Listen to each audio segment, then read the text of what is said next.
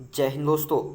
स्वागत है आपका अपने यूट्यूब चैनल एग्री जर्नी में। तो दोस्तों मैं हूं आपका दोस्त सत्यम तिवारी। तो दोस्तों आज मैं आपके साथ जो है एग्रीकल्चर की क्वेश्चन सीरीज दोस्तों सॉल्व कर रहे हैं। तो दोस्तों आज आपके लिए जो है इंपॉर्टेंट क्वेश्चन लेके आए हैं एग्रीकल्चर के। आप देख सकते हैं जो कि एग्रोनॉमी और एग्रीकल्चर के जो है बेसिक्स क्वेश्चन का जो है मिक्सअप दोनों है। आपको कुछ क्वेश्चन जो है आपको एग्रोनॉमी के मिलेंगे, कुछ जो है एग्रीकल्चर के जो है बेसिक्स क्वेश्चन मिलेंगे, कुछ क्वेश्चन ऐसे भी है जो न्यू डाटा बेस्ड क्वेश्चन है। ठीक है, तो बहुत ही इंपॉर्टेंट है दोस्तों। आप ये जो है चीज़ को अच्छे से जानते हैं कि एग्रोनॉमी और एग्रीकल्चर बेसिक्स से जो है आपके 10 से 12 क्वेश्चन कवर होते हैं। या आपको इस चीज़ को आप बखूबी जानते हैं। अगर आप पेपर जो है प्रीवियस ईयर के एमपी पीएटी के अगर आप प्रीवियस ईयर के पेपर उठाएंगे तब आप देखेंगे कि आपको जो है 10 से 12 क्वेश्चन, मिनिमम 10 और मैक्सिमम 12 क्वेश्चन आपको जो है प्रीवियस ईयर में एग्रोनॉमी या एग्रीकल्चर के जो बेसिक्स क्वेश्चन मिलेंगे, क्योंकि अधिकतर क्वेश्चन वही पूछे जाते हैं। कभी स्टडी जो है आपकी कुलों से क्वेश्चन पूछ लिए जाते हैं, कभी जो है आपका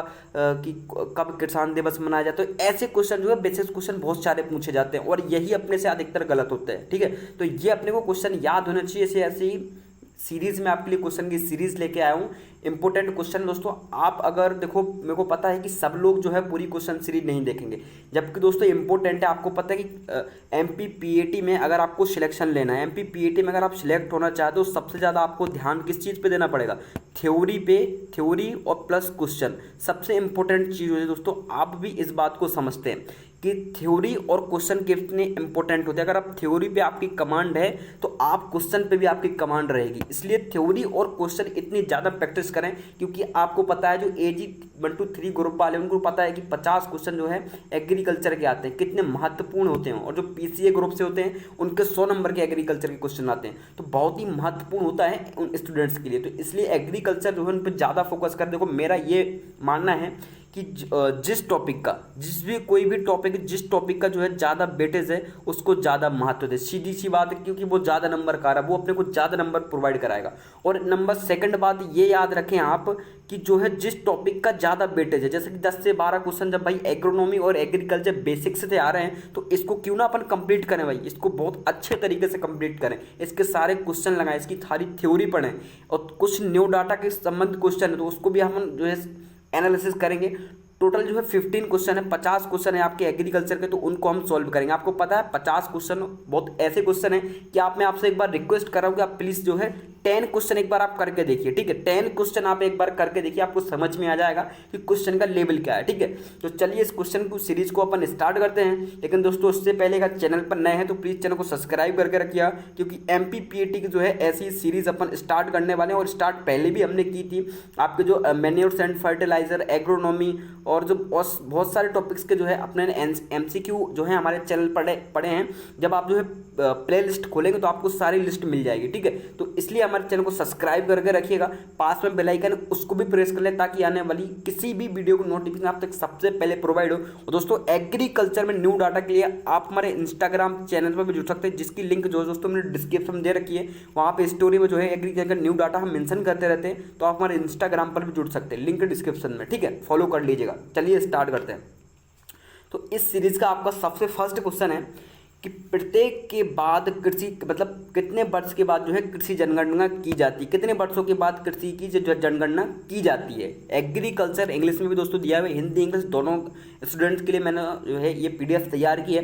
तो agriculture is a conduct after every, यानी जो कृषि की जनगणना होती है वो कितने वर्षों में होती है। तो आपको पता है कृषि जनगणना हो या जनसंख्या की जो जनगणना हो वो जनरली 5 ईयर में होती है। ठीक है, जनगणना कितने साल में होती है? 5 सालों में। ठीक है, तो याद रखिएगा, इंपॉर्टेंट क्वेश्चन है। इस क्वेश्चन का आपका जो है डी करेक्ट आंसर है। क्वेश्चन नंबर फर्स्ट का आपका क्या आंसर है? डी आपका जो है इस क्वेश्चन का करेक्ट आंसर है। तो प्रत्येक जो है जनगणना किसी जनगणना कितने वर्षों में होती है? तो वो आपकी 5 वर्षों में होती है। ठीक है, नेक्स्ट क्वेश्चन आपका सेकंड नंबर है कि निम्न में से कौन सा एक व्यावसायिक फसल नहीं है, यानी कमर्शियल क्रॉप नहीं है। कमर्शियल क्रॉप नहीं है यानी समझ रहे हैं आप, व्यावसायिक फसल का मतलब ये है कि उसको सीधा खेत से निकाल के बाजार में बेचना, यही इसका जो है मुख्य उद्देश्य है। ठीक है, तो ये पूछ रहा है कि व्यावसायिक फसल नहीं है।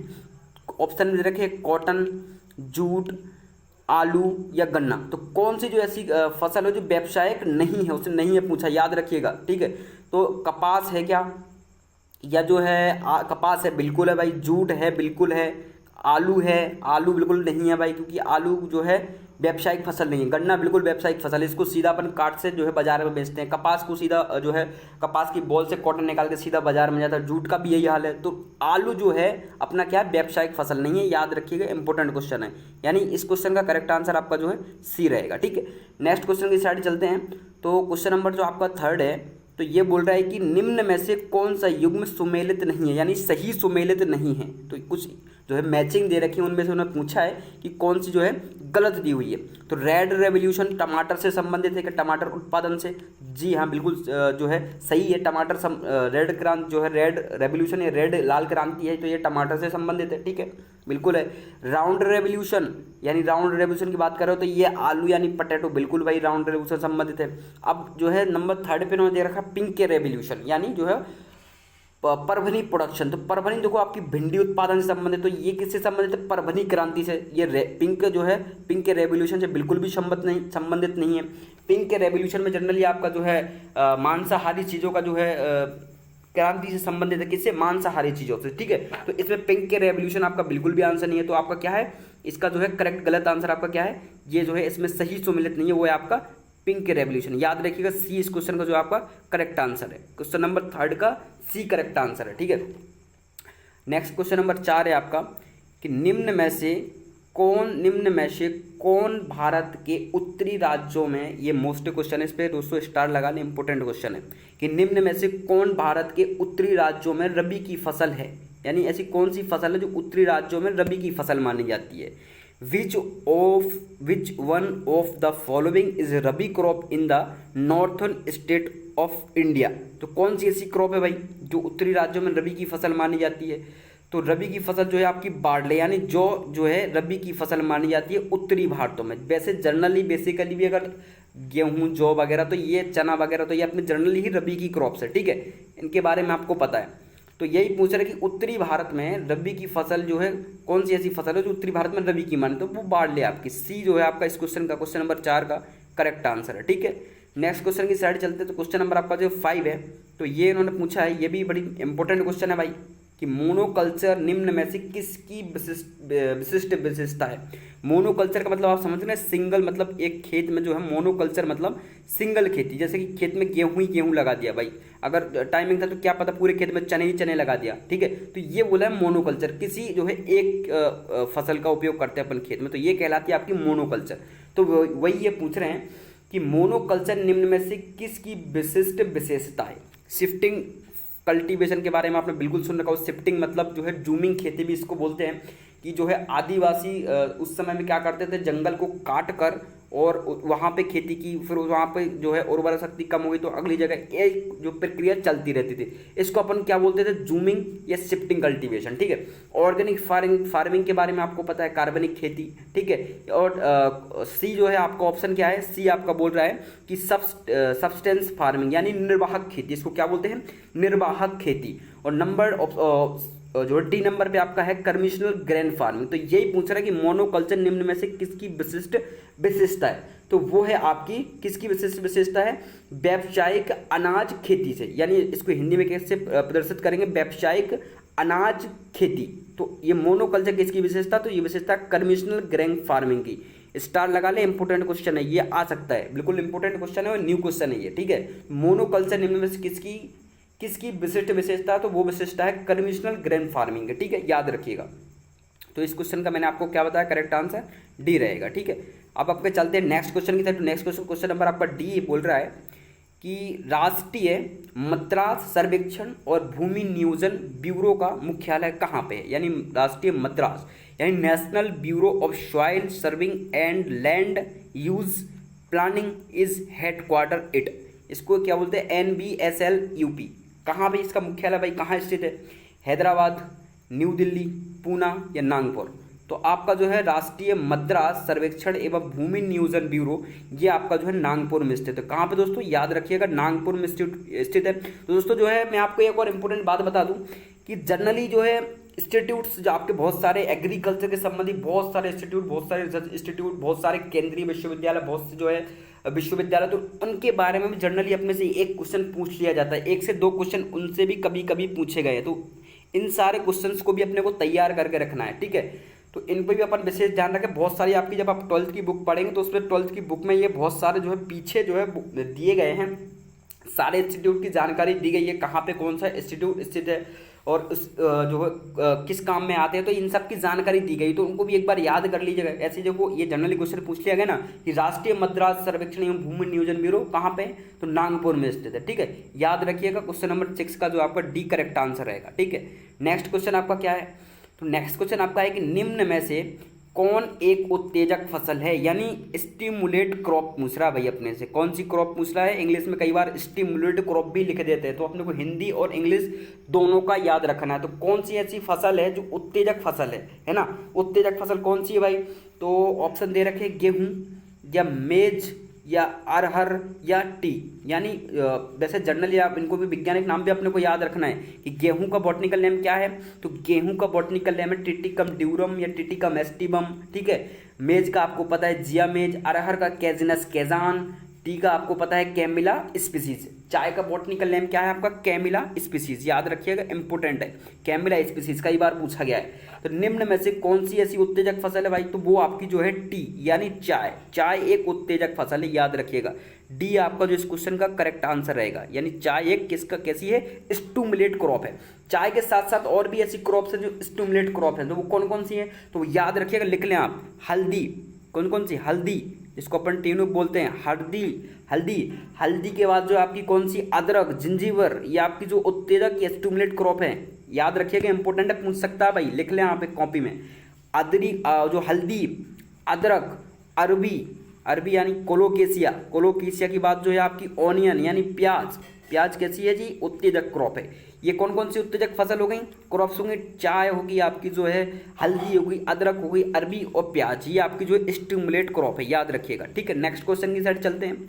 तो क्वेश्चन नंबर जो आपका है 8 क्वेश्चन नंबर है, क्वेश्चन नंबर 8 आपका पूछ रहा है कि निम्न में से कौन सा काल भारत के प्रथम हरित क्रांति काल के रूप में जाना जाता है, कौन सा ऐसा काल है जो हरित क्रांति के रूप में जाना जाता है, यानी हरित क्रांति जो कब से स्टार्ट होती, तो आपको पता है कि हरित क्रांति का जो है काल वो 1966 से 1969 यानी 1966 से 1969 जो है आपका हरित क्रांति का जो है काल माना जाता है, यानी क्वेश्चन नंबर 8 का जो है बी आपका जो है करेक्ट आंसर रहेगा। ठीक है, इंग्लिश में भी आप देख सकते हैं, which of the following period is known as first green revolution period in India, तो जो आपको पता है बी करेक्ट आंसर है। ठीक है, नेक्स्ट क्वेश्चन आपका क्या है भाई, क्वेश्चन नंबर जो आपका 9 बोल रहा है कि जूम खेती, यानी देखिए जूमिंग खेती मैंने आपसे बोला था, जूमिंग खेती या शिफ्टिंग खेती, तो अब आपको आंसर पता लग जाएगा। जूमिंग खेती को इस नाम से भी जाना था, जूमिंग को यानी zooming cultivation is also called, zooming खेती को और किस नाम से जाना जाता है, तो उसको जाना है शिफ्टिंग कल्टीवेशन, मैंने आपको बताया ना शिफ्टिंग कल्टीवेशन, जूमिंग खेती। तो डी जो है आपका क्वेश्चन नंबर 9 का करेक्ट आंसर है, क्या डी इसका जो करेक्ट आंसर है, यानी जूमिंग खेती जो है एक प्रकार की शिफ्टिंग खेती है। ठीक है, याद रखिएगा। नेक्स्ट क्वेश्चन आपका क्या रहेगा भाई, तो क्वेश्चन नंबर आपका जो है 10 नंबर क्वेश्चन है कि भारत के किस राज्य को जैविक खेती वाला राज्य कहा जाता है, भारत का ऐसा कौन सा राज्य है जिसको स्टार लगा ले, मोस्ट इंपोर्टेंट क्वेश्चन है भाई कि भारत को किस राज्य को जैविक खेती वाला राज्य कहा जाता है। ऑप्शन देख के आप समझ गए होंगे, हमको पता है। ठीक है, इंपोर्टेंट क्वेश्चन है। तो भारत में जो जैविक खेती का राज्य यानी ऑर्गेनिक फार्मिंग स्टेट कौन सा है, तो वो है आपका जो है सिक्किम। ठीक है, याद रखिएगा, सिक्किम जो है आपका एक ऐसा स्टेट है जो जैविक खेती को सबसे ज़्यादा बढ़ावा देता है, वहाँ पे जो उर्वरकों का बिल्कुल भी उपयोग नहीं किया जाता है सिक्किम में, याद रखिएगा। ऑर्गेनिक फार्मिंग को सबसे ज़्यादा बढ़ावा दिया जाता है, तो कहाँ दिया जाता है, वो आपका है सिक्किम में, यानी डी जो इस क्वेश्चन का आपका करेक्ट आंसर है। ठीक है, इंपॉर्टेंट है, याद रखिएगा। नेक्स्ट क्वेश्चन आपका जो 11 नंबर क्वेश्चन है, तो 11 नंबर क्वेश्चन बोल रहा है कि निम्न में से किस फसल की पितृरोपण किया जाता है, पितृरोपण मतलब ट्रांसप्लांटिंग, रोपण वाली फसलें, ऐसी कौन सी फसल है जिसका रोपण किया जाता है भाई, मस्टर्ड नहीं भाई, मस्टर्ड को तो अपन छिड़क के बोते हैं खेत में, ब्रॉडकास्टिंग करते हैं। राइस, बिल्कुल, धान की अपन रोपण करते हैं, आपको पता है धान की रोपण तैयार करते हैं, यानी इसको ट्रांसप्लांट किया जाता है, किसको, धान को, राइस को, याद रखिएगा। बीट को तो अपन इसकी भी ब्रॉडकास्टिंग करते हैं, मेज की भी ब्रॉडकास्टिंग करते हैं। ठीक है, तो ये इस क्वेश्चन का जो आपका करेक्ट आंसर क्या है, बी आपका जो इस क्वेश्चन का करेक्ट आंसर है, याद रखिएगा, ये राइस यानी इसकी जो है ट्रांसप्लांटिंग करते हैं अपन। ठीक है, नेक्स्ट क्वेश्चन आपका भाई इंपॉर्टेंट है, इस पर भी स्टार लगा के रखें भाई, इंपॉर्टेंट क्वेश्चन है कि पहली ट्रांसजेनिक फसल थी, ट्रांसजेनिक फसल मतलब जीएम फसल यानी जेनेटिकली मॉडिफाई फसल, या इसको अपन बीटी जो है क्रॉप से बोलते हैं, तो यही पूछा है इन्होंने कि द फर्स्ट ट्रांसजेनिक क्रॉप, तो कौन सी ऐसी फर्स्ट ट्रांसजेनिक क्रॉप है? पी, मटर, राइस, टोबैको या कॉटन। ठीक है, अब मेरे को पता है कि सबसे ज़्यादा कंफ्यूज लोग किस में होंगे? टोबैको और कॉटन में बहुत ज़्यादा कंफ्यूज होंगे लोग इसमें। ठीक है, तो अपने को याद रखना है कि क्वेश्चन नंबर जो 12 इसका करेक्ट आंसर आपका सी है, यानी जो तंबाकू है ये ट्रांसजेनिक यानी जेनेटिकली मॉडिफाई फसल है। दुनिया में सबसे पहले जेनेटिकली मॉडिफाई फसल जो है आपकी टोबैको ही थी, याद रखिएगा। इंपॉर्टेंट क्वेश्चन है, दुनिया में पूरे वर्ल्ड में फर्स्ट ट्रांसजेनिक यानी जेनेटिकली मॉडिफाई क्रॉप कौन थी? वो थी आपकी क्रॉप से। इसको कब जेनेटिकली मॉडिफाई जो विकसित किया गया? इसको किया गया था 1987 में। इंपोर्टेंट है, लिख लीजिएगा दोस्तों, 1987 में जो है जेनेटिकली मॉडिफाई फसल कौन सी थी? वो थी आपकी तंबाकू। इंपोर्टेंट है। जबकि कॉटन आपको पता है कि कपास जो है भारत की पहली जो है बीटी कॉटन क्रॉप थी। आपको पता है बीटी कॉटन को विकसित किया गया था बेसिलस थोरेंजेंसिस बैक्टीरिया को बनाकर, ठीक है, मिलाकर इसमें बेसिलस थोरेंजेंसिस, इसलिए इसको बीटी कॉटन भी अपन कहते हैं। तो भारत की पहली बीटी कॉटन जो है, भारत में सबसे पहले जेनेटिकली मॉडिफाई कौन था? दुनिया में तो आपको पता है टोबैको है, तो भारत में फर्स्ट जेनेटिकली मॉडिफाई तो वो आपकी क्रॉप जो है कॉटन थी। याद रखिएगा, इंपॉर्टेंट क्वेश्चन है। बट इस क्वेश्चन का जो आपको पता है करेक्ट आंसर क्या है? सी इस क्वेश्चन का जो आपका करेक्ट आंसर है। ठीक है, याद रखिएगा, मैंने आपको सारी जानकारी आपको देते चल रहा हूँ, चारों ऑप्शन का एनालिसिस कर रहा हूँ, तो इससे लाइक एक जरूर करिएगा, मोटिवेशन मिलता है। ठीक है, क्वेश्चन नंबर आपका 13 बोल रहा है भाई कि किस फसल को पीला सोना कहा जाता है? यानी क्वेश्चन नंबर 13 में पूछ रहा है किस फसल को पीला सोना कहा जाता है। तो आपको पता है कि भाई पीला सोना किसको कहा जाता है? कपास को आपको पता है क्या बोलते हैं? सफ़ेद सोना भी कपास को बोलते हैं, यानी क्या बोलते हैं? वाइट गोल्ड भी कपास को बोलते हैं। ठीक है, और शुगर केन आपको पता है, सोयाबीन को तो आपको पता है, इसको प्रोटीन जो है मांसाहारी शाकाहारियों का मांस भी कहते हैं अपन प्रोटीन को। तो जो है यही पूछ रहा है कि जो है, और जूट, तो पीला सोना पूछा है, तो आप समझ गए होंगे पीला सोना किसको बोलते हैं? पीला सोना जो है आपको सोयाबीन को बोलते हैं। ठीक है, याद रखिएगा, पीला सोना किसको बोलते हैं? सोयाबीन को। आपको पता है पीले दाने होते हैं, इसलिए इसको पीला सोना भी अपन बोलते हैं। ठीक है, जनरल आप समझ गए होंगे, और आपने इसका जो है सीड देखा होगा सोयाबीन का, तो आप समझ गए होंगे। बी इस क्वेश्चन का जो आपका करेक्ट आंसर है, याद रखिएगा, इंपोर्टेंट। सी इस क्वेश्चन का आपका करेक्ट आंसर है, इंपोर्टेंट है, याद रखिएगा। नेक्स्ट क्वेश्चन आपका क्या है? ये भी इंपॉर्टेंट क्वेश्चन है भाई, इस पे भी स्टार लगा लें। इंपॉर्टेंट क्वेश्चन है, ये भी इंस्टीट्यूट से संबंधित क्वेश्चन है कि राष्ट्रीय खरपतवार विज्ञान अनुसंधान निर्देशालय, ये पूछ रहा है राष्ट्रीय खरपतवार विज्ञान केंद्र कहाँ पे स्थित है? तो कहाँ पे स्थित है भाई? राष्ट्रीय खरपतवार, DRDO, आप जिसको क्या बोलते हैं? DRDO यानी national research centre of Beed science, कहाँ पे स्थापित है? तो वो आपका जबलपुर में स्थापित है। याद रखिएगा, बी इस क्वेश्चन का आपका करेक्ट आंसर है। कहाँ पे स्थापित है? जबलपुर में इसको स्थापित किया गया था। कब किया गया था? 1989 में इसको जबलपुर में स्थापित किया गया था। अभी इसके वर्तमान में अगर हम बात करें डायरेक्टर की, तो डॉक्टर है आपके विष्णु भान, डॉक्टर विष्णु भान करके जो है आपके इसके अभी जो है डायरेक्टर हैं। लिख लीजिएगा, इंपॉर्टेंट क्वेश्चन में जो आपको बता रहा हूँ, मोस्ट इंपोर्टेंट क्वेश्चन ये आपको जो है हर ऑब्जेक्ट अपन एनालिसिस कर रहे हैं। ठीक है, तो याद रखिएगा, इंपॉर्टेंट है। राष्ट्रीय खरपतवार विज्ञान अनुसंधान केंद्र कहाँ पे है? जबलपुर में है। कब स्टैब्लिश हुआ था? तो 1989 में जो स्टैब्लिश हुआ था। इसके वर्तमान में चेयरमैन कौन है? तो डॉक्टर विष्णु भान अभी इसके वर्तमान में चेयरमैन है। ठीक है, बाकी आपको पता है इंदौर में आपका क्या है? इंदौर में आपका सोयाबीन का निदेशालय केंद्र है। और उज्जैन, याद रखिएगा, एशिया का जो है आपका सोयाबीन का सबसे बड़ा संयंत्र कहाँ पे लगाया हुआ है? एशिया का सबसे बड़ा सोयाबीन संयंत्र, याद रखिएगा, एशिया का सबसे बड़ा सोयाबीन संयंत्र कहाँ पे है? उज्जैन में। या लिख ले, इसको नोट कर लें, एशिया का सबसे बड़ा संयंत्र कहाँ पे लगा हुआ है? तो आपको उज्जैन में लगा हुआ। महाकाल की नगरी, इसको अपन महाकाल की नगरी बोलते हैं, है ना। तो इंपोर्टेंट है, याद रखिएगा। ठीक है, बाकी आपको भोपाल में पता ही है कि भाई कौन से इंस्टीट्यूट से। ठीक है, तो इस क्वेश्चन का जो आपका करेक्ट आंसर मैंने आपको बता दिया, 20 क्वेश्चन का आपका करेक्ट आंसर है। ठीक है, चलते हैं नेक्स्ट क्वेश्चन की साइड। तो नेक्स्ट क्वेश्चन आपका क्या बोल रहा है कि क्वेश्चन नंबर 15 आपका बोल रहा है, ये भी इंपॉर्टेंट क्वेश्चन है, इसमें भी स्टार लगाएं।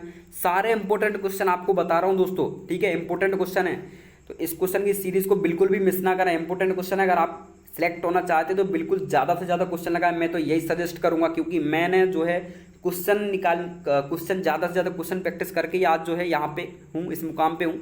तो क्वेश्चन प्रैक्टिस ज़्यादा से ज़्यादा करें, मेरा यही मानना है। फिर आपके ऊपर डिपेंड करता है कि आप किस प्रकार से तैयारी करते हैं। चलिए क्वेश्चन की बात करते हैं। तो क्वेश्चन पूछ रहा है कि the ratio between beet and mustard for inter cropping, यानी गेहूं और सरसों को मिश्रित बुवाई के लिए कतारों का उपयुक्त अनुपात क्या रहेगा भाई? गेहूं और सरसों को अपन खेत में बोते तो ये अनुपात पूछ रहा है किस अनुपात में उसको खेत में उसकी सोइंग की जाए, है ना। तो वो अनुपात रहता है 9:1। इंपॉर्टेंट है, मोस्ट इंपॉर्टेंट क्वेश्चन है, वो सबसे फेमस अनुपात है दोस्तों। गेहूं और मस्टर्ड को यानी बीट और मस्टर्ड को बोने का मिश्र फसल के रूप में 9:1 यानी सबसे इंपॉर्टेंट रेशो है, ये याद रखिएगा।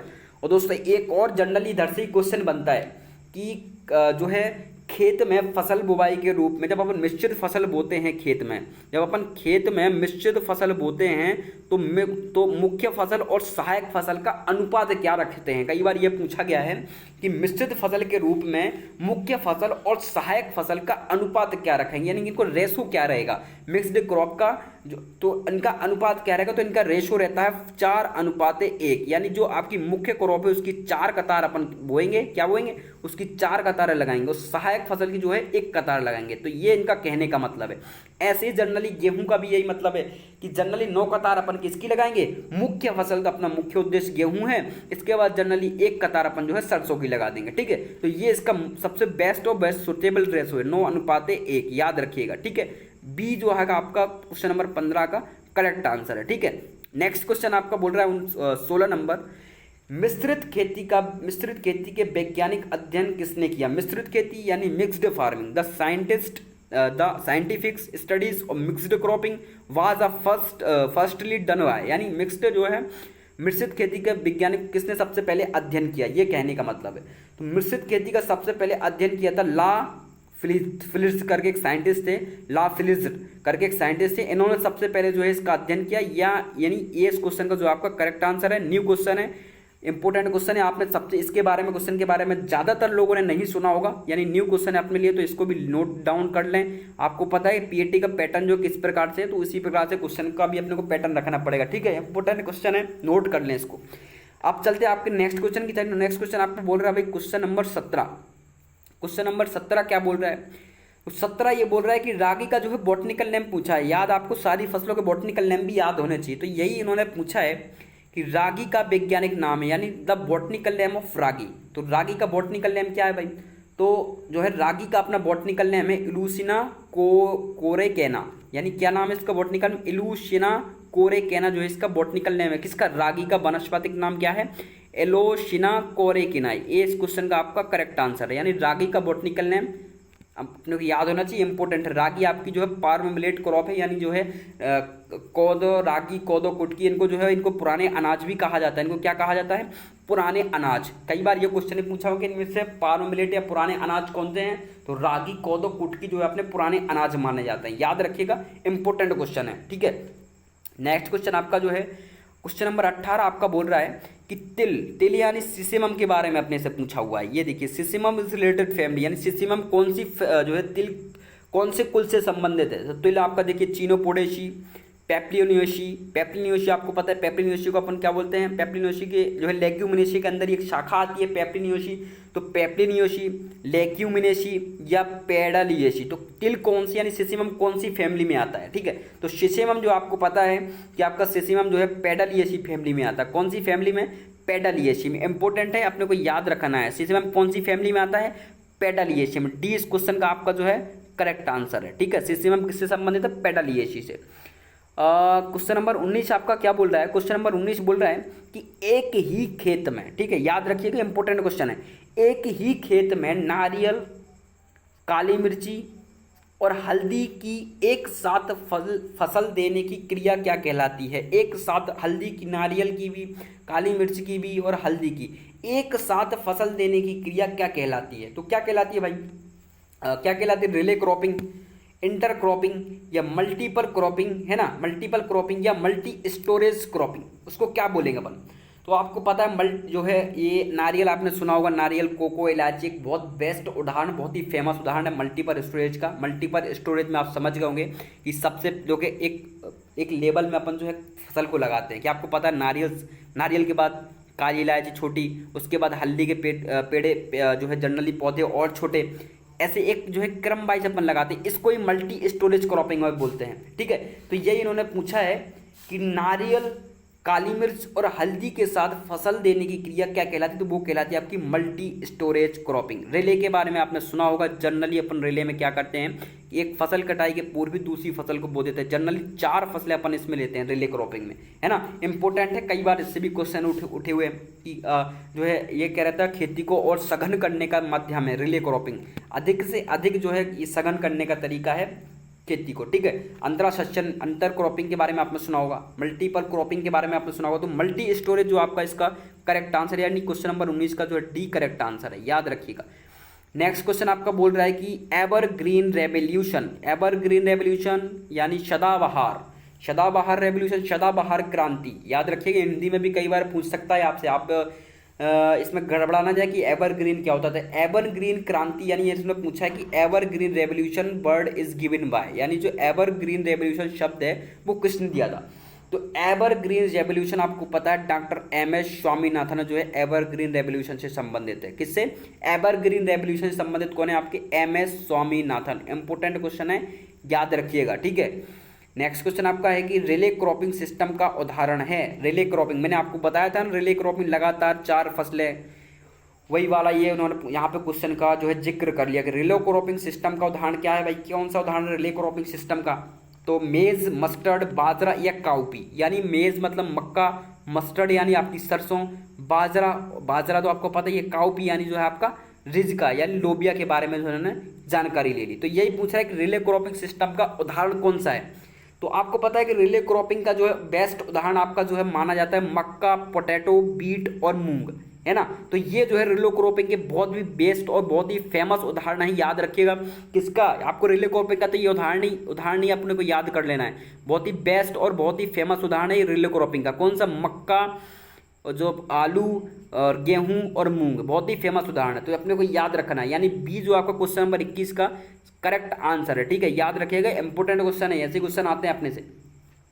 नेक्स्ट क्वेश्चन की साइड जाए तो नेक्स्ट क्वेश्चन आपका जो है 22 नंबर क्वेश्चन पूछ रहा है कि भाई ये इंपॉर्टेंट, इस पे भी स्टार लगाएं क्वेश्चन पे भाई, कि which vegetable oil is beneficial for heart patients, यानी हृदय रोगियों के लिए कौन सा वनस्पतिक तेल लाभकारी होता है? वनस्पतिक तेल, किसका तेल जो है हृदय के रोगियों, हार्ट पेशेंट के लिए जो है बहुत ही इंपॉर्टेंट माना जाता है? तो ग्राउंड नट का तेल यानी मूंगफली का तेल, या मस्टर्ड यानी सरसों का तेल, या सोयाबीन का तेल, या आपका सनफ्लावर का तेल, सॉफ्लावर यानी सॉफ्लावर का तेल। तो किसका तेल जो है हृदय रोगियों के लिए इंपॉर्टेंट माना जाता है? तो जो आपको पता है कि भाई किसका जो है अपने के लिए महत्वपूर्ण माना जाता है, तो वो आपका माना जाता है सनफ्लावर का ऑयल। किसके लिए? सूरजमुखी का ऑयल, या कुसुम का ऑयल भी बहुत फेमस माना जाता है। किसका? सूरजमुखी का, सफोला ऑयल जिसको बोलते हैं, कुसुम या सूरजमुखी, दोनों का जो है जनरली बहुत उपयोग किया जाता है। हार्ट के पेशेंट के लिए बहुत ही इंपॉर्टेंट माना जाता है, ठीक है, याद रखिएगा। इंपॉर्टेंट क्वेश्चन है दोस्तों, ऐसे ही क्वेश्चन अपने से एग्जाम में पूछे जाते हैं कि हृदय रोगियों के लिए कौन सा तेल लाभकारी है, तो वो है सफोला ऑयल जिसको अपन बोलते हैं, कुसुम का तेल, या जो जनरली सूरजमुखी का तेल। तो ये सूरजमुखी का जैसे जनरली जो है उससे आपने सुना होगा वनस्पति घी डालडा बनता है, डालडा जनरली भाषा में उसको डालडा बोलते हैं। तो वो जो जनरली सूरजमुखी से ही बनता है, तो वो जो है जनरली अपन उसका आंसर जो है सूरजमुखी नहीं लेंगे, अपन उसका कुसुम ही लेंगे। इंपॉर्टेंट है, याद रखिए किसका तेल? कुसुम का तेल, ठीक है। जनरली अपन उसको नहीं लेंगे, ठीक है, किसको? सूरजमुखी को नहीं लेंगे, क्योंकि उससे जो डालडा बनता है, तो उसको अपन नहीं लेंगे, वो अपने जो है हार्ट पेशेंट के लिए लाभकारी नहीं है, ठीक है। क्वेश्चन नंबर 23 पूछ रहा है कि मक्का, गेहूं, चना, यानी मक्का, गेहूं, चना और मूंग फसल चक्र की सघनता होती है। देखो एक ये फसल चक्र की गहनता से भी बहुत सारे क्वेश्चन आते हैं, इसका एक फॉर्मूला होता है निकालने का, आपने इस फॉर्मूले के बारे में जरूर सुना होगा।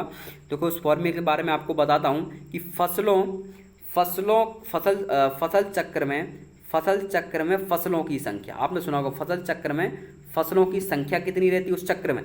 तो कि जनरल इसमें 4 फसलें हैं ना, 1 2 3 4, तो यही पूछा है कि फसल चक्र की जो है फसल चक्र की संख्या बटा रहता है फसल चक्र की अवधि की, उसकी अवधि क्या रहेगी, इंटू में अपन 100 का जो है इसमें गुणा कर देते हैं कि फसल कितनी हुई है। जैसे जनरली अपनी जो है 2 फसल है और उसकी 4 वर्ष की अवधि है, तो जो है अपन इसका गुणा करके उसका जो है सच सघनता निकाल लेते हैं। तो ऐसे ही क्वेश्चन इन्होंने पूछा हुआ है कि जो है मक्का, गेहूं, चना और मूंग की जो है फसल गहनता क्या रहेगी। तो ये आपको हमको निकाल के जो है इसका आंसर बताना है कि इसका आंसर क्या रहेगा। इसका आंसर जो आपको कमेंट में बताना है, नहीं बनेगा तो मैं इस आंसर को जो आपका कमेंट में पिन कर दूंगा, ठीक है। ये अपना जो आपको कमेंट में बताया ये क्वेश्चन मैं आप पे छोड़ता हूँ, ठीक है। क्वेश्चन नंबर 24 आपको पता होना चाहिए। क्वेश्चन नंबर 24 क्या है? तो क्वेश्चन नंबर 24 है कंपेनियन क्रॉपिंग का उदाहरण है।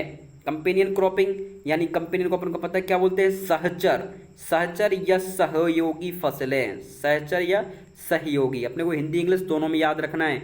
एग्रोनॉमी के बहुत सारे क्वेश्चन हिंदी इंग्लिश में ही आते हैं, ठीक है। आपकी आप हिंदी के भरोसे चले जाएं, अपने को हिंदी और इंग्लिश दोनों पे ज़्यादा फोकस करना है, ठीक है। तो कंपेनियन क्रॉपिंग का उदाहरण है, कौन सा उदाहरण भाई कंपेनियन क्रॉपिंग का है ना? तो कंपेनियन क्रॉपिंग का आपका मोस्ट उदाहरण है आपका बीट और मस्टर्ड। बीट और मस्टर्ड कंपेनियन क्रॉपिंग के बारे में आपने बिल्कुल सुना होगा। कंपेनियन क्रॉपिंग का मतलब होता है कि ऐसी फसल जिसमें जैसे ऐसी फसल जिसमें किसी भी प्रकार की कोई दोनों फसलें बोई जाए जिनके बीच क्या किसी भी प्रकार की कोई प्रतिस्पर्धा ना हो, मतलब एक दूसरे में किसी भी प्रकार की कोई ना उसकी जो है उसकी बढ़ने की क्षमता को उसको रोका जाए, एक दूसरे में किसी भी प्रकार की कोई प्रतिस्पर्धा ना हो। सीधी सी कहने का मतलब ये है, ना तो उनके कुल एक जैसे हों, ना ही मतलब बहुत सी उनका मतलब किसी प्रकार से कोई इनकी कोई प्रतिस्पर्धा ना हो, तो अपने को ऐसी फसल चूज करनी। कंपेनियन का मतलब यही है कि उनके बीच किसी प्रकार की कोई प्रतिस्पर्धा ना हो, ठीक है। तो इनमें आपको कौन सा ऐसा दिख रहा है? यानी मस्टर्ड और बीट, ये दो ऐसी क्रॉप्स हैं जो कंपेनियन क्रॉप्स के उदाहरण माने जाते हैं, बेस्ट उदाहरण माने जाते हैं मस्टर्ड और बीट। और भी बहुत सारे उदाहरण हैं बट ये सबसे फेमस उदाहरण है आपका। तो यानी डी जो क्वेश्चन नंबर 24 है इसका करेक्ट आंसर आपका क्या रहेगा? डी आपका करेक्ट आंसर रहेगा, ठीक है। नेक्स्ट क्वेश्चन आपका बोल रहा है कि अलसी किस कुल से संबंधित है? अलसी यानी linseed, linseed is related to family. तो इसकी लिनसीड की कौन सी फैमिली है भाई? लिलिएसी, पेडालिएसी, टिलिएसी या आपकी जो है लिनिएसी। तो अलसी की आपको पता है कौन सी फैमिली है? तो आपकी लिनिएसी जो है अलसी की फैमिली मानी जाती है, ठीक है। तो देखो मैंने आपको बताया था ना कि जो आपके फैमिली से बहुत सारे क्वेश्चन आते हैं, इंस्टीट्यूट से बहुत सारे क्वेश्चन उठ जाते हैं, और जो है प्रति क्विंटल मिलियन टन उत्पादन पूछ लेता है, तो इनसे भी क्वेश्चन उठ जाते हैं। रबी खरीफ की फसलों से क्वेश्चन उठते हैं। तो ये बहुत सारे क्वेश्चन उठे हैं, अपने को जनरली ऐसे क्वेश्चनों को ही रखना है, याद रखना है। मैंने आपको बताया कि 10 से 12 क्वेश्चन आपको रखे हुए मिलते हैं, तो इसको अपने को याद रखना है भाई, पैटर्न को, वही तभी आप एग्जाम में करेक्ट कर पाओगे। और इस बार जो है कट ऑफ भी हाई रहने वाला है। इसका कट ऑफ जो है MPPAT का जो है इजी नहीं रहने वाला अपने लिए, कि अपने को पता होना चाहिए कि अपने इस बार का कट ऑफ बहुत हाई टफ कट ऑफ रहने वाला है। ये मैं आपको पहले से ही जानकारी दे देता हूँ इसकी, कि कट ऑफ जो है हाई रहने वाला है MPPAT का, ठीक है, याद रखिएगा। तो मैंने आपको जो है इस क्वेश्चन का करेक्ट आंसर 25 का जो है डी अपना करेक्ट आंसर है, ठीक है। नेक्स्ट क्वेश्चन आपका बोल रहा है कि बिना मृदा के पौधों की खेती क्या कहलाती है? यानी बिना मृदा के खेती पौधों की क्या कहलाती है? आपको पता है क्या कहलाती है? हाइड्रोपोनिक्स कहलाती है। क्या कहलाती है? हाइड्रोपोनिक्स। यानी ए जो इसका करेक्ट आंसर है। एयरपोनिक्स के बारे में आपने सुना होगा, हवा में खेती, एयरपोनिक्स के बारे में आपने सुना होगा, हवा में खेती करते हैं। तो उसको जनरली क्या करते हैं कि बालकनी में जो है गमले के साथ अपन पौधे लगा देते, तो उसको अपन एयरपोनिक्स से बोल देते हैं। हाइड्रोपोनिक्स आपको पता है कि जनरली बिना मिट्टी की खेती होती है हाइड्रोपोनिक्स, बिना मृदा की खेती क्या कहलाती है? हाइड्रोपोनिक्स। जनरली हाइड्रोपोनिक्स में जो है अधिकतर कौन सी सब्जियां उगाई जाती है? पत्तेदार सब्जियां। पत्तेदार सब्जियों की खेती जनरली हाइड्रोपोनिक्स में अधिकतर देखी गई है, इसलिए हाइड्रोपोनिक्स में अधिकतर किसकी खेती आती है? पत्तेदार सब्जियों की। इंपोर्टेंट है, याद रखिएगा। यानी ए जो इस क्वेश्चन का आपका करेक्ट आंसर रहेगा, ठीक है। नेक्स्ट क्वेश्चन की साइड चलते हैं। तो आपका नेक्स्ट क्वेश्चन जो है आपका बोल रहा है कि कौन सी खेती की प्रणाली नहीं है? Which of the following is not a system of farming. यानी ऐसी कौन सा जो है खेती की कौन सी प्रणाली नहीं है? सिस्टम के बारे में पूछा है। खेती के प्रकार और प्रणालियाँ अलग अलग होती हैं। खेती के अगर हम प्रकार की बात करें तो प्रकार आपने देखा होगा, विशिष्ट खेती, जो है विविध खेती, जैविक खेती, सूक्ष्म जो है शुष्क खेती, रैंचिंग खेती। तो ये जो जनरली खेती के जो है क्या है? प्रकार हैं। और प्रणालियों की अगर हम बात करें तो प्रणालियों में आपको पता है स्टेट फार्मिंग, कल्टीवेटर फार्मिंग, को ऑपरेशन फार्मिंग। तो ये जो आपका ड्राई फार्मिंग है ये आपका जो है किससे संबंधित नहीं है? तो ड्राई फार्मिंग जो आपका खेती का जो है ये प्रणाली नहीं है, ये एक प्रकार की जो है खेती के प्रकार है, ठीक है, टाइप्स है। किसके? खेती के टाइप्स है, ठीक है, याद रखिएगा। इंपॉर्टेंट क्वेश्चन बता रहा हूँ आपको। खेती देखिए मैंने बताया ना आपको, जनरली कहाँ से क्वेश्चन उठा लिया उसने? प्रकार और प्रणालियों से क्वेश्चन उठा लिया आपसे। अब बताएं अगर आप ये ऐसे जनरल बेसिक क्वेश्चन गलत करके आएंगे तो फिर क्या? फिर तो आपके पढ़ने का कोई मतलब नहीं है, ठीक है। इसलिए इस क्वेश्चन को भी आपको बेसिक क्वेश्चन अपने को याद होना चाहिए। इनको ऐसे छोटे क्वेश्चन को अपन मजाक में ही ले सकते हैं कि भाई नहीं अपन कर लेंगे, बाद में कर लेंगे। तो ऐसे ही क्वेश्चन एग्जाम में अपन भूल जाते हैं, टफ क्वेश्चन कर लेते हैं बट बेसिक क्वेश्चन अपने से नहीं बनते। तो यहीं पे अपने से जो है सिलेक्शन के अपन पीछे हो जाते हैं। फिर अपन बोलते हैं कि अपन पढ़ के तो गए थे, सिलेक्शन नहीं हुआ, ठीक है। तो ये इस क्वेश्चन का आपका करेक्ट आंसर ये रहेगा, ठीक है। क्वेश्चन नंबर 28 आपका बोल रहा है कि निम्न में से कौन सा खेती का प्रकार नहीं है? खेती का कौन सा प्रकार नहीं? देखिए एक और क्वेश्चन आ गया जी। तो अपने एक और क्वेश्चन आ गया भाई अपना खेती का प्रकार। अब प्रकार के बारे में पूछते हैं। जब उन्हें जनरली जो अपने से प्रणालियों के बारे में पूछा था, अब अपने उसने प्रकार पूछ लिया। तो आपको जस्ट मैंने बताया ना कि कौन कौन से प्रकार थे। ड्राई फार्मिंग के बारे में आपने, मिक्स्ड फार्मिंग, रेंचिंग, इनके बारे में आपने सुना है। रेंचिंग फार्मिंग जनरली वो होती है कि रेंचिंग फार्मिंग मतलब ऐसा कि खेत को खुला छोड़ के फेंसिंग करके जनरली पशुओं को चराना, घास में पशुओं को चराना, वो रेंचिंग आपकी कहलाती है।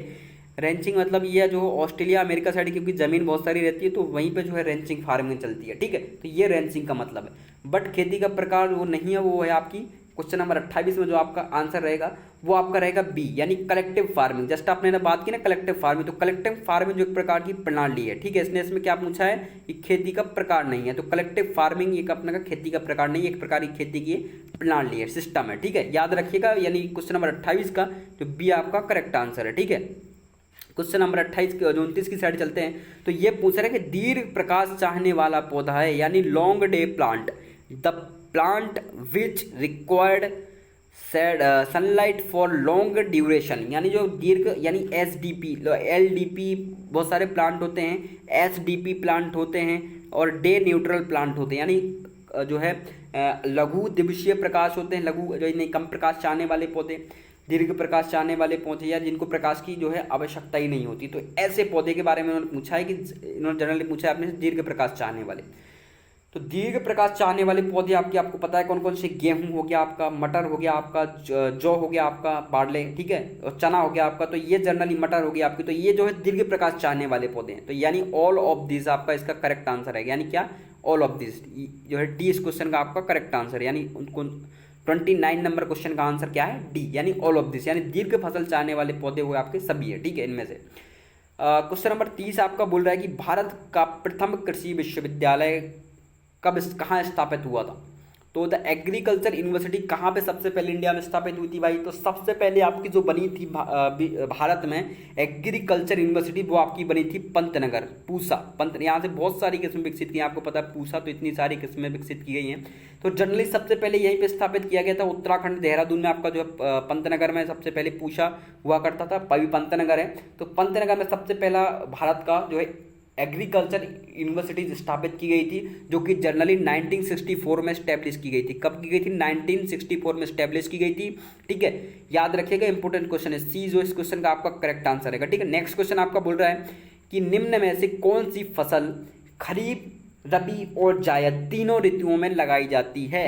ऐसी कौन सी फसल है भाई, which of the following crop planted in kharif, rabi और जायद ऑल द 3 सीजन, यानी निम्न में से कौन सी फसल खरीफ, रबी और जायद तीनों ऋतुओं में लगाई जाती है।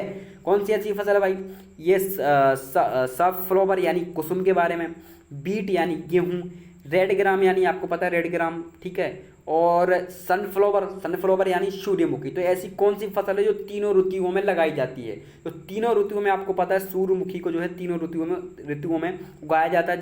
जनरली तो बेसिक अगर पूछा जाए तो जनरली जो है इसको रबी की फसल में ही उगाया जाता है, किसको, सूर्यमुखी को। बट अपन तीनों मौसम में भी सूर्यमुखी को उगा सकते हैं। इंपॉर्टेंट क्वेश्चन है, याद रखिएगा।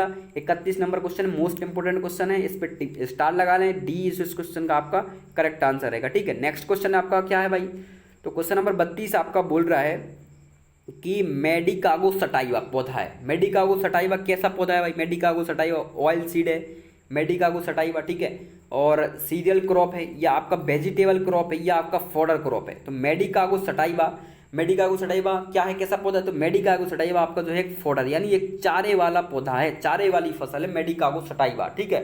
यानी इसके बारे में मेडिकागो सटाइवा जो है कैसी फसल है, ये आपकी जो है चारे वाली फसल है। याद रखिएगा, इंपॉर्टेंट क्वेश्चन है, ठीक है। दी इस क्वेश्चन का आपका करेक्ट आंसर रहेगा, ठीक है। मेडिकागो सटाइवा कैसा है, एक चारे वाला जो है पौधा है, ठीक है। अब आपका जो है ये भी इंपॉर्टेंट क्वेश्चन है भाई, एक बेसिक क्वेश्चन पूछे, सारे बेसिक क्वेश्चन है एग्रीकल्चर के सारे बेसिक क्वेश्चन है, अपन चलिए बेसिक क्वेश्चन में रहें, और कुछ एग्रोनॉमी क्वेश्चन पूछे हैं, ठीक है।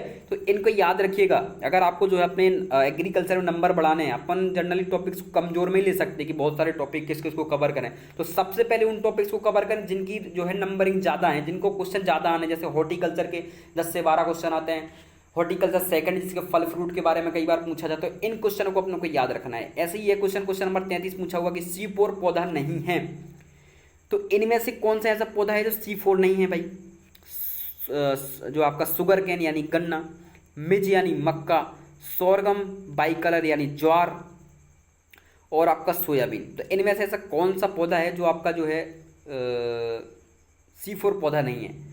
तो आपको पता है कि भाई जो है क्वेश्चन नंबर 33 में आपको पता है कि शुगर केन आपकी बिल्कुल C4 पौधा है, मेज आपका C4 पौधा है, शोरगम भी आपका जो है C4 पौधा है, एमरेंथस भी आपका C4 पौधा। आपके एमरेंथस के बारे में सुना, इंपॉर्टेंट, एमरेंथस, चौलई, ये आपके किस में आते हैं? C4 पौधे में ही आते हैं, याद रखिएगा। एमरेंथस, चौलई, गन्ना, मक्का, सोरगम, ये कौन से हैं? C4 पौधे। आपने सब क्या पूछा है कि C4 पौधा नहीं है, तो वो आपका सोयाबीन जो है C4 पौधा नहीं है।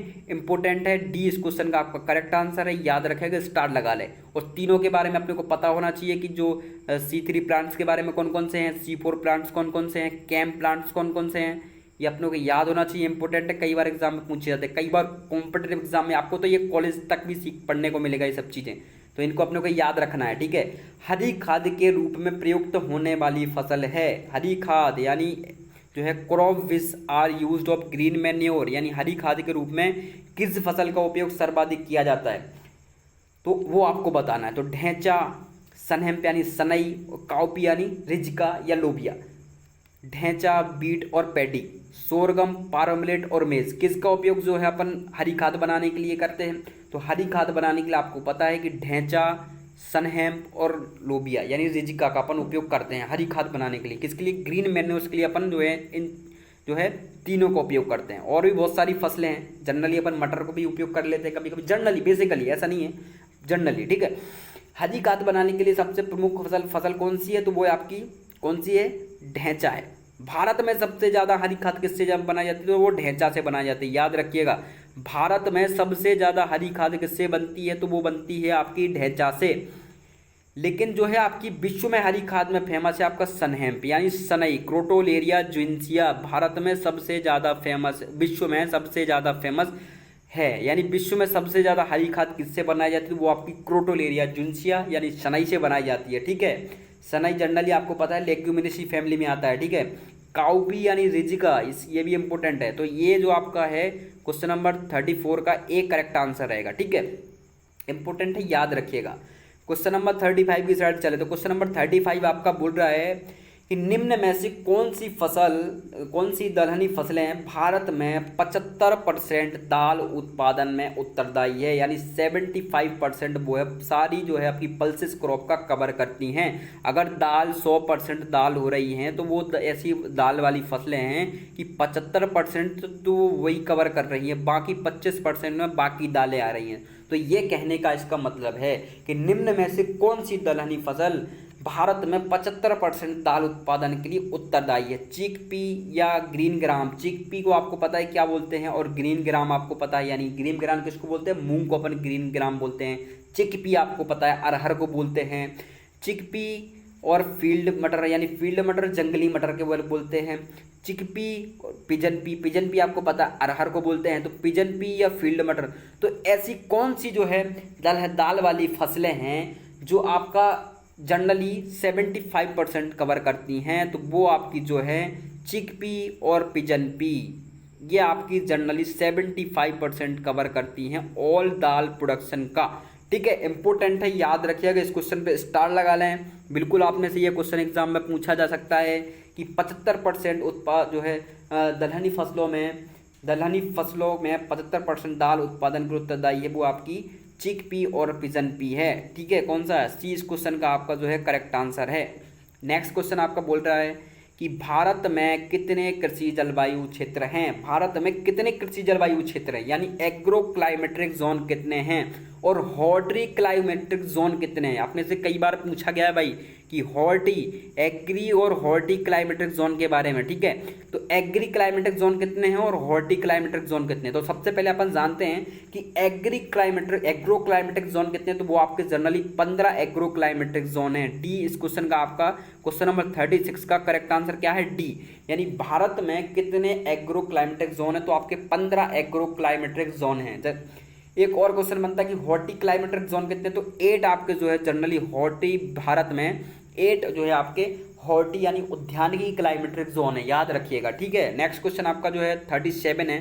तो 37 नंबर क्वेश्चन बोल रहा है कि विश्व में निम्नलिखित फसलों में से किस फसल का कृषिगत क्षेत्रफल सबसे अधिक है? कृषिगत क्षेत्रफल की अपने से ये बात कर रहा है, ठीक है, उत्पादन की बात नहीं कर रहा है, कृषिगत क्षेत्रफल की अपने से बात कर रहा है विश्व में। तो विश्व में जो है सबसे ज़्यादा क्षेत्रफल अपने को कौन सी फसल का मिलेगा, वो आपको मिलेगा बीट यानी गेहूं, ट्रिटिकम एस्टिवम, ठीक है। किसका क्षेत्रफल सबसे ज़्यादा है, तो ट्रिटिकम एस्टिवम का क्षेत्रफल सबसे ज़्यादा है पूरे विश्व में।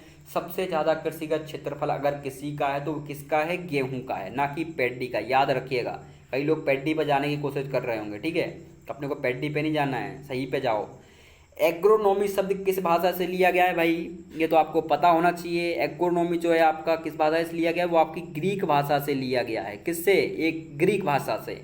अब एक क्वेश्चन यही परिभाषा से ही इसके बन जाता है कि भाई एग्रो और नोमस का मतलब क्या है, यही बन जाता है भाई, एग्रो और नोमस। कई बार पूछा हुआ है कि एग्रो और नोमस का मतलब अपने से कई बार पूछ लेता है। तो एग्रो का मतलब आपका भूमि से है और नोमस का मतलब आपका प्रबंधन से। तो एग्रोनॉमी का सबसे इंपॉर्टेंट और महत्व क्या है, भूमि का प्रबंधन करना क्या कहलाता है, एग्रोनॉमी कहलाता है। क्या कहलाता है, एग्रोनॉमी, भूमि और प्रबंधन, ये एग्रोनॉमी कहलाता है। एग्रोनॉमी आपको पता है ग्रीक भाषा का वर्ड है। बी इस क्वेश्चन का आपका करेक्ट आंसर है, याद रखिएगा।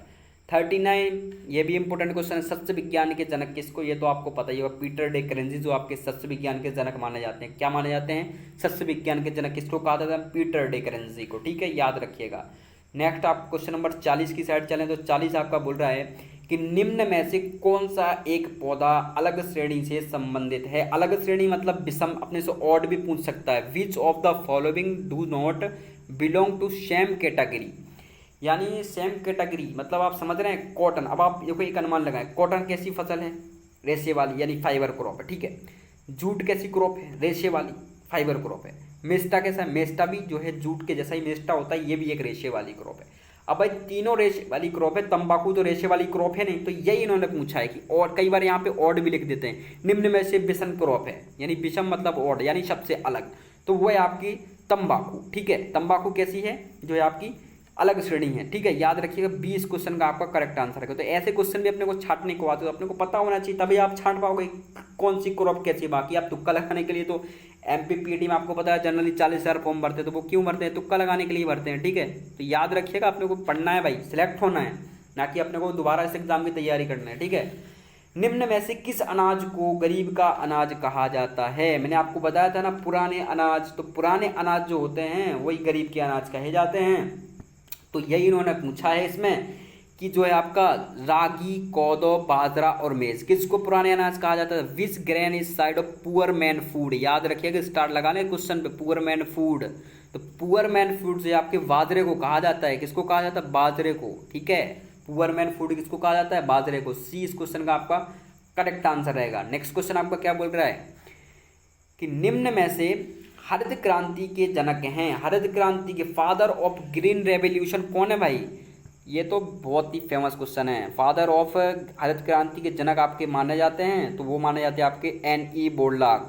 नॉर्मन बोरलॉग को क्या कहा जाता है, हरित क्रांति का जनक कहा जाता है विश्व में हरित क्रांति का जनक डॉक्टर नॉर्मन बोरलॉग। इनको जो है नोबेल पुरस्कार से सम्मानित किया गया है भाई, ठीक है। और आपको पता है डॉक्टर एम.एस. स्वामीनाथन, आपको पता है विश्व में जो है भारत के हरित क्रांति के जनक कहे जाते हैं, यानी इंडियन फादर ग्रीन रेवोल्यूशन किसको कहा जाता है, वो कहा जाता है आपके डॉक्टर एम.एस. स्वामीनाथन को, याद रखिएगा, इंपॉर्टेंट है, ठीक है। Doctor BP. पॉल के बारे में आपको पता ही है, इनके बारे में आपको क्या बताएं।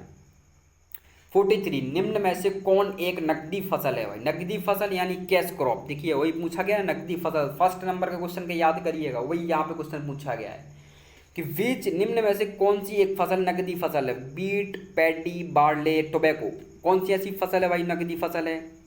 तो नकदी फसल के बारे में पूछो, गेहूँ आप काट के क्या तुरंत बाजार में बेचते हो, धान को बेचते हो क्या, बार्ले यानी जौ को बेचते हो क्या, भाई नहीं बेचते। तीनों को कहाँ भाई, जनरली ना, कैश क्रॉप का मतलब ही होता है कि भाई खेत से सीधा निकाल के जो है बेच देना, ठीक है।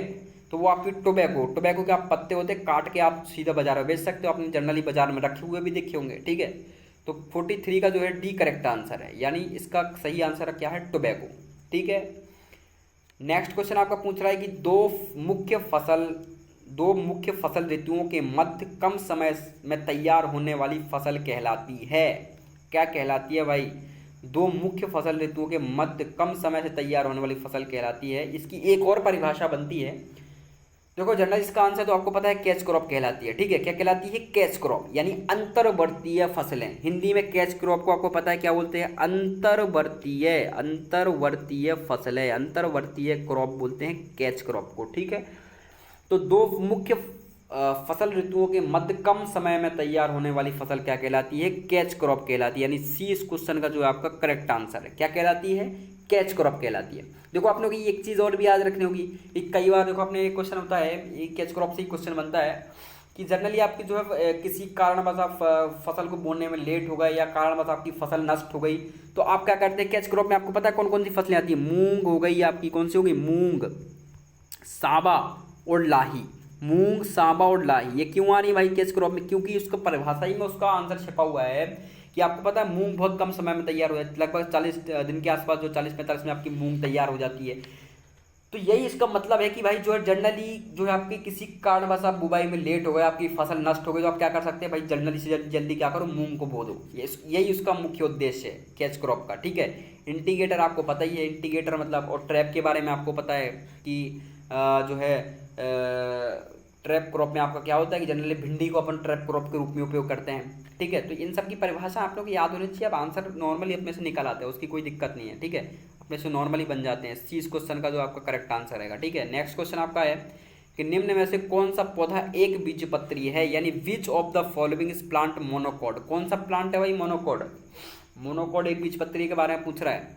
चिकपी तो आपके बारे में पता ही है, चिकपी यानी डाइकोट, और बिल्कुल सोयाबीन आपकी डाइकोट है। फील्ड पी यानी मटर भी आपकी डाइकोट है, क्योंकि दलहनी फसलें हैं भाई, सारी दलहनी फसलें किस में आती हैं? डाइकोट में। सोरगम, सोरगम भाई साहब अपना किस में आता है? ये आपका जो है मोनोकॉट में आता है। जितनी भी सीरियल क्रॉप्स हैं वो किस में आती हैं? मोनोकॉट में। सीरियल मतलब अनाज क्रॉप्स वाली किस में आती हैं? मोनोकॉट में। तो ये याद रखिएगा, डी इस क्वेश्चन का आपका करेक्ट आंसर रहेगा, इंपॉर्टेंट है, ठीक है। नेक्स्ट क्वेश्चन की साइड चलते हैं भाई। अपना नेक्स्ट क्वेश्चन आपका 46 नंबर का, कि जोड़ी मिलाएं। इसमें से अपने को जोड़ी मिलानी पड़ेगी, यानी मैचिंग से क्वेश्चन है भाई ये, कि match of the following and choose a correct answer. Chickpea, मैंने आपको बताया था चिकपी चने को बोलते हैं, तो चने का बॉटनिकल नेम क्या है भाई? साइसर एरिटिनम। साइसर एरिटिनम किसका बॉटनिकल नेम है भाई? चने का। पिजन पी, पिजन पी अपने को पता है किसको बोलते हैं? अरहर को अपन पिजन पी बोलते हैं, यानी जो है कैजिनस कैजान। अब याद रखिएगा फर्स्ट का क्या? सी। फर्स्ट का सी किस में है भाई? फर्स्ट का सी जो है इन दोनों में है, ठीक है। किस में? इन दोनों में। सेकंड का जो है अपना डी किस में है भाई? सेकंड का डी, सीधी सी बात, ये अपने को यहाँ पे आंसर मिल गया। सेकंड का डी जो है सी नंबर में है, बट अपन को एक बार मिला लेते हैं।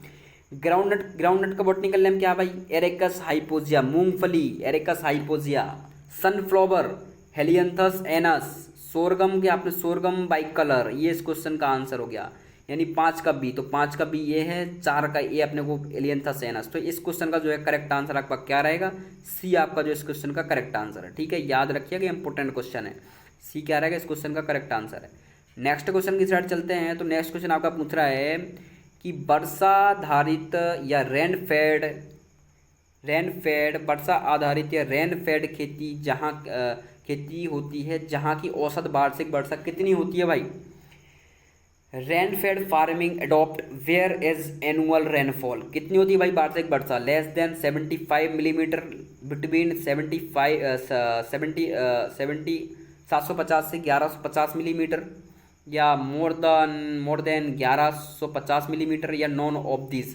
तो रेन फेड का मतलब यानी वर्षा आधारित, तो सीधी सी बात है 1150 मिलीमीटर से अधिक जहां वार्षिक वर्षा होगी उसको अपन रेन फेड खेती बोलेंगे भाई। सी इस क्वेश्चन का आपका क्या रहेगा? करेक्ट आंसर रहेगा। नेक्स्ट क्वेश्चन आपका बोल रहा है कि निम्न में से सही जोड़ी को मिलाएं भाई। मिलाते हैं भाई सही जोड़ी को। ये पूछ रहा है कि सही जोड़ी को चुनाव कीजिए भाई। एपीकल्चर, एपीकल्चर आपको पता है मधुमक्खी, तो पोल्ट्री कहाँ से आ जाएगा भाई? बर्मी कल्चर, सिल्क वॉर्म, नहीं भाई, बर्मी कल्चर में केंचुओं का अध्ययन करते हैं। पीसी कल्चर, बिल्कुल इसमें मछली का अध्ययन करते हैं। सेरी कल्चर जो है आपका सी इसका करेक्ट आंसर है, ठीक है। 48 का जो है करेक्ट आंसर आपका क्या रहेगा? सी, यानी जो है फिशिंग, यानी जो है फिशिंग, यानी पीसी कल्चर जो है इसका करेक्ट आंसर है, ठीक है। सेरी कल्चर के जो है इसका टेरी से बिल्कुल संबंधित नहीं है सेरी कल्चर। नेक्स्ट क्वेश्चन आपका बोल रहा है इंपोर्टेंट, स्टार लगा लें इस क्वेश्चन पे, इंपोर्टेंट क्वेश्चन है भाई, याद रखिएगा। मिट्टी की नमी को मापा जाता है, सॉइल मॉइस्चर को किससे नापा जाता है? सॉइल मॉइस्चर को आपको पता है टेंशियोमीटर से। मृदा का पृष्ठ तनाव भी अपन टेंशियोमीटर से नापते हैं, और मृदा की नमी किससे नापते हैं? सॉइल मॉइस्चर टेंशियोमीटर से। सी आपका जो है इस क्वेश्चन का करेक्ट आंसर हो गया। ठीक है, नेक्स्ट क्वेश्चन। नेक्स्ट आपका बोल रहा है कि किसान दिवस कब मनाया जाता है भाई? Farmer day is celebrate on. किसान डे कब मनाया जाता है? तो किसान डे आपको पता है कब मनाया जाता है? किसान डे आपको मनाया जाता है 23 दिसंबर को। 23 दिसंबर को आपका किसान दिवस मनाया जाता है। जबकि महिला किसान दिवस कब मनाया जाता है? तो महिला किसान दिवस आपका जो है 4 दिसंबर को मनाया जाता है। याद रखिएगा, किसान दिवस 23 दिसंबर को, महिला किसान दिवस 4 दिसंबर को। 21 मार्च आपको पता है क्या मनाया जाता है? 21 मार्च आपको मनाया जाता है विश्व फॉरेस्ट्री दिवस, यानी वर्ल्ड फॉरेस्ट्री डे के रूप में जो 21 मार्च मनाया जाता है। 5 जून आपको पता है विश्व पर्यावरण दिवस मनाया जाता है। तो ये जो है क्वेश्चन नंबर 50 का आपका जो है क्या रहेगा? डी करेक्ट आंसर है। ठीक है, तो ये क्वेश्चन सीरीज मैंने आपको पूरी जो क्वेश्चन सीरीज के बारे में जानकारी दे दी, सारे क्वेश्चन मैंने आपको बता दिए। सेशन आपको पसंद आया तो आपको पता है क्या करना है। आपको जनरली इस चीज़ के बारे में आपको नहीं बताना कि सेशन पसंद आया तो आपको क्या करना है, लाइक करना है, कमेंट करना है। कोई भी क्वेश्चन अगर समझ में नहीं आया तो आप मुझसे एक बार ज़रूर बताएं कि सर हमको ये क्वेश्चन समझ में नहीं आया है, कौन सा क्वेश्चन समझ में नहीं आया है, तो आप हमें कमेंट करके बता सकते हैं। लिंक डिस्क्रिप्शन में है, आप हमारे व्हाट्सएप ग्रुप से भी जुड़ सकते हैं। किसी भी प्रकार के कोई इशू हो आप हमें कमेंट करें, आप बताएं और जुड़े रहें एग्री जर्नी के साथ। और वीडियो को अगर पसंद आया हो तो प्लीज़ जो तैयारी कर रहे हैं, जो कोर्स को अफोर्ड नहीं कर सकते, उनके लिए सीरीज़ चला रहे हैं दोस्तों। कई स्टूडेंट्स ऐसे होते हैं कि नहीं भाई वो 20-30 हज़ार रुपये कोचिंग की फ़ीस भर सकते, तो वो क्या करें भाई, वो जनरली उनके लिए हम जो MCQ लेके आते हैं कि वो पढ़ें, मोटिवेट हों, 12th की बुक्स में पढ़ें। जनरली ऐसा नहीं है कि अपने को नोट से ही पढ़ना है, सब 11-12 का पढ़ने को मिलता है। ठीक है, अपने को वो दिमाग में एक बन जाता है कि नहीं भाई सिलेबस चाहिए, सारा 10-12 का आता है, पढ़े तो ठीक है। जो मजबूरी से पढ़ता है उसको पता है कि कैसा पढ़ना है, उसको बताने की जरूरत नहीं होती है। और जिसको इशू लेना है वो हर बात का इशू तैयार कर खड़ा कर लेता है कि सर हमारे पास ये नहीं है, इसकी कमी है, वो हर वक्त इशू बताता रहता है। जब लास्ट में एग्जाम के टाइम भी उसको इशू ही याद आते हैं कि क्या हो गया, अरे बोले वो कंप्यूटर में दिक्कत आ गई तो फिर एग्जाम नहीं हुआ। तो इसलिए भाई अपने को पढ़ना है, इशू पे बिल्कुल भी ध्यान नहीं देना है। इशू क्या जो है जिंदगी में आते रहते हैं, उनका काम है आना, अपना काम है अपना काम करना। ठीक है, तो इशू अपना काम करेगा, अपने को अपना काम करना है। ठीक है, इसलिए पढ़ाई करें, पढ़ाई पे ध्यान दें, है ना। और ऐसे ही सपोर्ट करते रहें, आप लोगों का प्यार बना रहे, एग्री जर्नी ऐसे सफलतापूर्वक चलता रहे। तो मिलते हैं नेक्स्ट वीडियो के साथ, नेक्स्ट सेशन के साथ। और जय हिंद, जय भारत।